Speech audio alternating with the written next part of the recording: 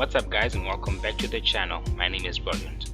In this video I'm going to show you how you can build a basic calculator in Python. Now this calculator will be able to do simple addition. With that said, let's get started.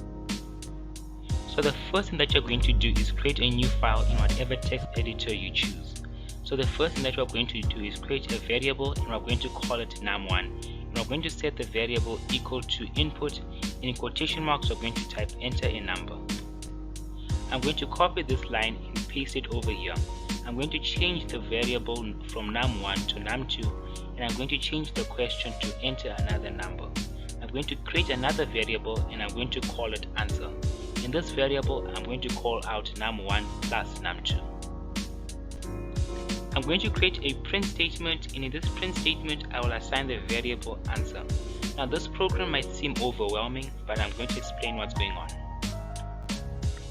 So at the top we created a variable, and in this variable we want to store some information that the user inputs. That's why we added this input enter a number. And on this line we created a variable and we called it num2. Also in this variable we want to store the user input. That's why we added enter another number. Then we created a variable and we called it answer. Now in this variable I'm going to tell Python to add the first two variables num1 with num2. Under this variable, under this answer variable, we added a print statement with the variable answer inside of it. So to sum it all, the program says take the number that was entered at num1 and add it with the number that was entered at num2 and print the answer. Now when you run the program, where it says enter a number, I'm going to enter 4, and here I'm going to enter 6. And when you hit enter, Python gives us 46. That's because whenever we're getting input from a user, Python automatically changes it into a string. So in other words, it's like Python trying to join a sentence instead of doing math. So what we need to do is come back to our code, and in this variable we have to put the int function.